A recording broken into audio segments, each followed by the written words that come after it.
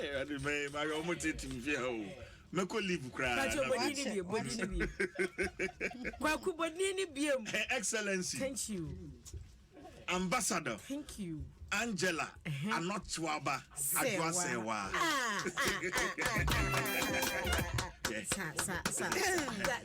Mental problem. Ariachi say ya no one dey the bend. Akwaba. Yeah. Why you say anapay? Sena monim kama. Trum. Brand Audi years abiode. Yeah, but now when you intimate disgrace. Oh no. Na makuma Tom yem. I said napos na dey show no ase. Na ema me moral through the show. But mo be shem finfini sa no anapa no bo ha ye hwedwuma no asa na moral no wo fam. Wonderful life. Yeah, said that so. Me whom say ya. Uko be 2 hours ah. Me aba be jinja. Won say uchi red fish ah. Wahu na ehuna pie sa na maya na pay. Afwan akono as a red fish ah. Edi bedi banku an hie. One word e twaso. Se me ko die ne ka ho die. Twaso e na obai. Enti kwaku mame nko yanko ya chia mu nyina ya mamu akwaba e da sepa so ma ya akwanyan enti de edu so no ya de bonkrata no ai mame mfa the finder the bokrata no emramo na yama mpani abedi akire na etu awofo ne abatan mofo yenhwe hu ye pa na yamankuma no memma yemfa sika bi na ada obi nkonko register nkwada no enti uba the finder ni mo ha se ya ukope na ya the bokrata no ebo ha na fe owura kanda pa nso a wasiu baka vomawo 10 million Ghana cedi no so for defamation or page 5 the bokrata no so the abantim penifo no mienu so womo emfonyi ede ni mo ha say MPP for nso no kura bia nim de owura Alan Kojocha Maten kano se bia intimidation bi etete no krofo ne niam bi de nya sa na tie the finder the bokrata no so de aba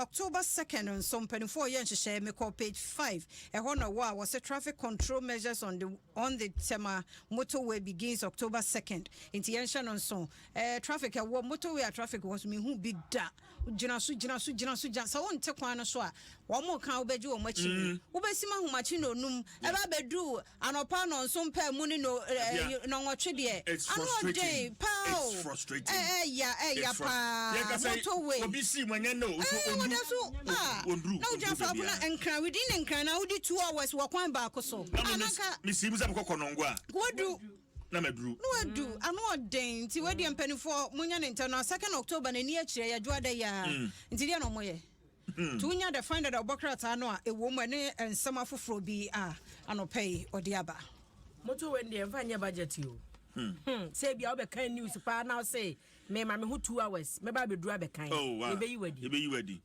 moto we ebe yi wadi abusia ma mfa daily graphic ntoa so me hwene ndi abobe na wotwi mi ni so eje be fa ne sa and so stay oja watch ni ade edifem ese adwuma na ka ho ni nyina aka ho bi na adwuma na ya na eso oba kwata fa to so dunsia doma hene kasa wo kasa o se ade yo ajeman bedu ya wo to so mienu wasi address concerns of demonstrators what the adishade eto Ghana empanifo anim se mebunati wo ho agu monte so nansa ensuo wo mu ginam awia wo mu ginam aduane kora wo mu so wo mu ni no kire se how bi ekoso enti ebe ya nka aban no ma na nya ne ho ye ntio bi a enwo ye mfi taduku na wontie ensem a mebunu na eka na so betimi aso ano a won so ano go plans to reduce bitumen imports awade tuntumi a kota ide gugu kwashi and I go on penny for chess are feeding in ano. Oh my Ghana, ye 192,000 tons.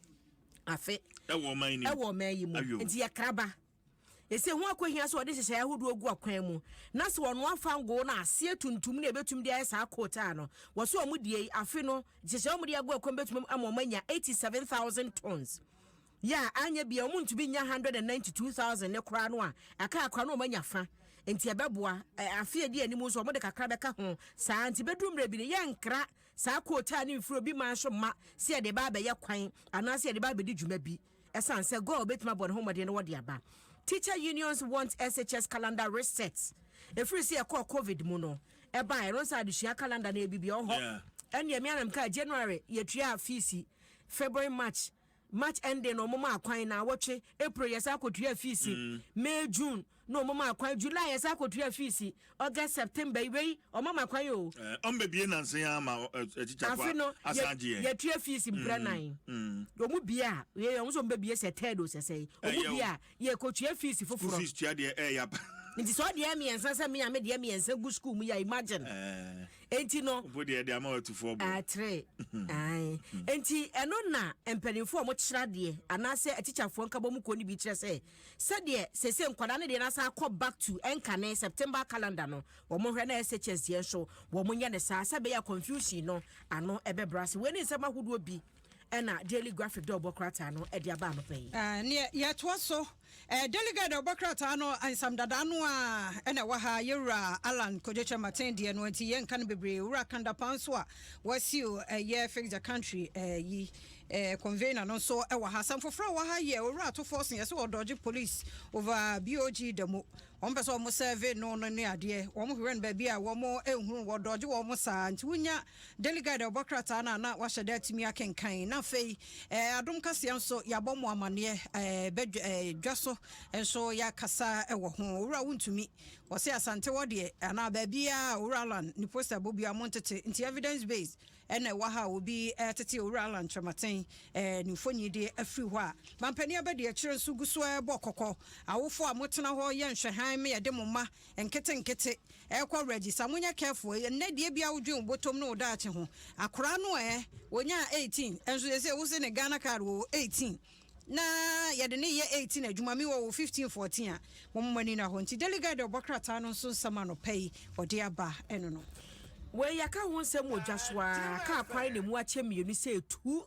wa kwan ne so emu akyɛ mienu o emu abu na wo mu afa kwan ne so kyerɛ mu a ɛka ho bi ntia me sɛ boɔ na kɔsoro sanse ofa besi akwantimfi na wasi ne watwa no akɔfo afofra to aso afa kura no sese kwan na wo hwɛ kwansin no a enka nwasa sese wotena kan mu sɛ wo kɔ 20 hours so ofiri nkran kwa enti ama enuane ahodo ne niam bi wo so odi firi atifefam eba nkran ha sei no aye bibia wo ho na sanse hyentuade abu akɔsoro nti ama eniama bo nso akɔsoro enti wei eye Dolly Bridge ho asɛm na Ghanaian Times eba amane MPP no hijacked amanyoko ni mpanifo enro sense ntwefo nhye mu kɔso no mo kyese sɛ de ala ne ka sa senkrofo bi agye amanyoko no abɔso kenten wade ata wani ase wo manfra manfam do mbɛka no na amanyoko no emu mpanifo ye no wo kyerem ade ko bia ni sa nsɛm ni mu we abosire makeka na opanyini bo ni sirem keka se wontumi ni niema na wo se ne kasire enye enti we ne nsɛm ahodo bi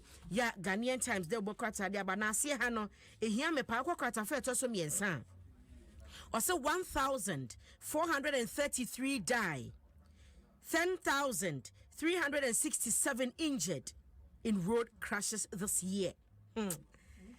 Can't question nipa ne ka almost anu o. Omu ye 1,433.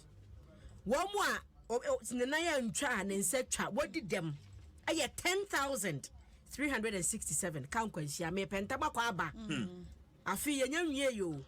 The egu ho no eti mu nkyere mu Ghanaian Times the aboda obokra no ne fan ya eto so miensa Ghanaian publisher de enso wode abani dada no a yakeka dada no a so abepiem na foforo mu ye abena osai distances herself from Alan so unimu a na deputy finance minister na wodi akotene wo Alan Tramaten campaign mu ne ya wa call solo idie da bi ma me se ontumi ne nya adwuma santi ho asam enso no na fei Deputy CEO National Youth Authority abena akosua manu ono so ye adwuma pa National Youth Authority Deputy CEO no wa ye healthcare screening bi won important mu ho na make say nipa be 3,170 die won mo enyamfaso a ye se de wo ye no so boa Ghanaian publisher the Bokrata ne semafoforo bi wo mu pa Mr. Ojebra fa now so wakenkan the custodian way dada no abobo so no a foforo wo me mampanyina be de achietufu ntia de no be